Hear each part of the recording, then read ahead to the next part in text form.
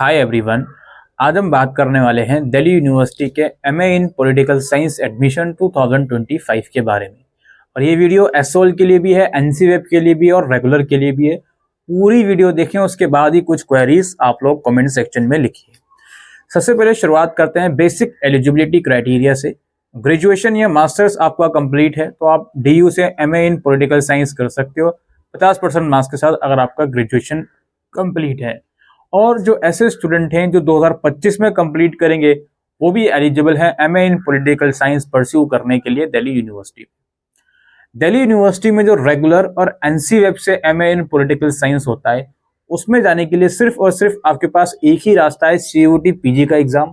और अगर आप एसओएल से एमए इन पॉलिटिकल साइंस करना चाहते हो तो उसके दो रास्ते हैं। एक तो ऑब्वियसली सीयूटी पीजी का एग्जाम देना, और दूसरा रास्ता है उसमें ग्रेजुएशन के मार्क्स के बेस पर भी एडमिशन होंगे। ठीक है ना। यहाँ पे सबसे पहले हम समझते हैं एमए इन पॉलिटिकल साइंस का एग्जाम के लिए कौन सा कोड आपको देना है। वो कोड है HUQP18। HUQP18 जो कोड है वही आपको सीयूटी पीजी के फॉर्म में भरना है और डीयू सेलेक्ट करना है और उसका एग्जाम देना है। उसी के बेसिस पर आप लोगों का एडमिशन होगा। अब अगर एमए इन पॉलिटिकल साइंस के सीट मैट्रिक्स की बात करें तो आप अपनी स्क्रीन के ऊपर अभी देख रहे हो, ये जो सीट मैट्रिक्स है रेगुलर कॉलेजेस का है। तो ये सीट मैट्रिक्स का हिसाब से आप लोगों को सीट अलॉट होगी। जब आप डीयू का काउंसलिंग फॉर्म भरने जाओगे तो उसमें प्रेफरेंस आपको कॉलेजेस का देना होता है। उस प्रेफरेंस प्लस सीयूटी स्कोर के बेसिस पर आपको सीट अलॉट होती है। एसओएल की बात है तो लगभग एसओएल की अगर सीट्स की बात करें तो 200-250 सीट्स वहां पर भी रखी जाती हैं एडमिशंस के लिए। एमए इन पॉलिटिकल साइंस में अगर सीयूटी पैटर्न की बात करें तो 75 क्वेश्चंस आप लोगों के एग्जाम्स में रहेंगे। 4 मार्क्स का एक क्वेश्चन यानी कि 300 मार्क्स का आपका एंट्रेंस रहता है। इंग्लिश और हिंदी दोनों मीडियम में आता है। गलत आंसर के लिए नेगेटिव मार्किंग होती है -1 की। सिलेबस आप अपनी स्क्रीन के ऊपर देख ही रहे हो और सिलेबस का लिंक आपको डिस्क्रिप्शन में मिल जाएगा, वहां से भी आप लोग डाउनलोड कर सकते हो। इस एंट्रेंस एग्जाम की प्रिपरेशन के लिए आप बुक्स वगैरह परचेज कर सकते हो। अपार्ट फ्रॉम दिस, जो भी ये सिलेबस है इसको ग्रेजुएशन बेस पर जो आपने पढ़ा है उसको पढ़िए थॉरोली, और इजीली आप एमए इन पॉलिटिकल साइंस का जो एंट्रेंस है वो क्रैक कर सकते हो। जिसने ग्रेजुएशन में अच्छे से पढ़ाई करी है वो आराम से इसका जो एंट्रेंस है वो निकाल सकता है, कोई ऐसी प्रॉब्लम वाली बात नहीं है। डीयू की मैं एक बात आपको बताना चाहता हूँ रेगुलर कॉलेजेस की। जो मैंने आपको अभी कुछ देर पहले सीट्स दिखाई थी अलग अलग कॉलेजेस वाइज, उसमें होता क्या है, जो क्लासेस वगैरह होती हैं वो एक ही डिपार्टमेंट में लगती हैं। नॉर्थ कैंपस के कुछ कॉलेजेस हैं उनकी क्लासेस डिपार्टमेंट नॉर्थ कैंपस में लगेंगे पोल साइंस में। साउथ कैंपस कॉलेजेस जो अलॉट होता है उनकी साउथ डिपार्टमेंट में क्लासेस लगेंगी। एनसीवेब की एनसीवेब बिल्डिंग में क्लासेस लगती हैं। और एसओएल की आगे जाके स्पेसिफिक कॉलेज रिजर्व करा जाता है एसओएल के लिए, I think faculty of art, वहां पर उनकी क्लासेस लगती हैं। एसओएल की और एनसीवेब की क्लासेस ऑब्वियसली वीकेंड में लगती हैं, और जो रेगुलर कॉलेजेस हैं ऑब्वियसली उनकी क्लासेस मंडे टू फ्राइडे लगती हैं रिस्पेक्टिव डिपार्टमेंट में। फीस स्ट्रक्चर की बात करें, देखिए अगर एसओएल की फीस की बात करें तो लगभग 9,000 रुपए इसकी 1 साल की फीस जाएगी। जहां तक रेगुलर और एनसीवेब की फीस है, on an average college wise fees अलग अलग हो सकती है। 10 से 15,000 या 16,000 रुपए 1 साल की जो फीस है वो आप लोगों की जाने वाली है। अब इसके एडमिशन प्रोसेस की हम बात करते हैं। एडमिशन प्रोसेस में सबसे पहला काम है सीयूटी पीजी का आप लोगों को फॉर्म भरना है, और उसमें कोड बहुत थोरोली आपको चूज करना है। HUQP18 अपनी यूनिवर्सिटी बहुत थोरोली चूज करनी है। कोड भरने के बाद 13 से 31 मार्च के बीच इसका एंट्रेंस हो जाएगा। उससे पहले हॉल टिकट वगैरह सब कुछ आ जाएगा। एंट्रेंस के बाद फिर क्या होगा, दिल्ली यूनिवर्सिटी का रेगुलर का और एनसीएफ का काउंसलिंग फॉर्म रिलीज होगा।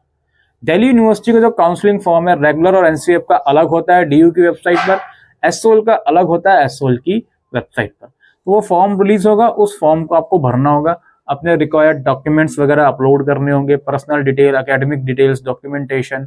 और अगर आप रेगुलर या एनसीएफ का काउंसलिंग फॉर्म भर रहे हो तो प्रेफरेंस आपको देना होगा। तो उस प्रेफरेंस और सीयूटी स्कोर के बेसिस पर ही आपको सीट अलॉट होगी। अब डॉक्यूमेंट की जहां तक बात है, इसमें एक चीज याद रखिएगा, जो बच्चे रिजर्व कैटेगरी से हैं उनका ओबीसी या ईडब्ल्यूएस अगर रिजर्वेशन है तो उसका डॉक्यूमेंट 31 मार्च 2025 के बाद का होना चाहिए। उससे पहले का है तो वो नहीं चलेगा, इस चीज को ध्यान रखें। ठीक है। अच्छा जी, इसके अलावा जब भी काउंसलिंग का फॉर्म निकलता है उस टाइम पर अगर आपका फाइनल ईयर का रिजल्ट नहीं आया होता है तो भी कोई दिक्कत नहीं है, आप एज अपियरिंग स्टूडेंट भी उस काउंसलिंग फॉर्म के लिए अप्लाई कर सकते हो। यूनिवर्सिटी आपको इनफ टाइम देगी आपका रिजल्ट प्रोवाइड करने के लिए। ठीक है, बस रिजल्ट में यही है जो बेसिक क्राइटेरिया 50% वाला, वो आपका फुलफिल होना चाहिए। यहाँ पर एक और पॉइंट ऐड करना चाहूंगा, जो बच्चे एसओएल में सीयूटी के थ्रू नहीं जाना चाहते, सिर्फ मेरिट बेस पे जाना चाहते हैं, तो वो सीयूटी का पीजी का फॉर्म नहीं भरना, वो डायरेक्टली एसओएल का जब काउंसलिंग फॉर्म आएगा जून जुलाई में, उस टाइम तक का इंतजार करना। और ऑब्वियसली जो एसओएल में सीयूटी पीजी के थ्रू जाना चाहते हैं, तो वो सीयूटी पीजी का भी एग्जाम देंगे, जो भी चीजें हैं वो करेंगे, लेकिन उन्हें अगर रेगुलर में नहीं जाना तो रेगुलर का काउंसलिंग फॉर्म वो नहीं भरेंगे। इस चीज का ध्यान रखें। तो काउंसलिंग फॉर्म की फीस लगभग 250 रुपए की होती है। काउंसलिंग फॉर्म जब आप भर दोगे उसके बाद अलोकेशन का प्रोसेस चलता है। कोई भी राउंड में आपको कोई भी सीट अलॉट होती है तो वो सीट आपको अप्रूव एक्सेप्ट करनी होती है। फिर आपका ऑनलाइन ही डॉक्यूमेंट वेरिफिकेशन होता है। वेरिफिकेशन के बाद आपके पोर्टल के अंदर ही फीस पेमेंट का लिंक आ जाता है और आपको फीस पेमेंट कर देनी होती है। और जब भी आपके कॉलेज ओपन होंगे वहां पर फिजिकल डॉक्यूमेंट वेरिफिकेशन के लिए आपको जाना होता है, सो दैट आपका जो एडमिशन है वो कंफर्म हो जाए।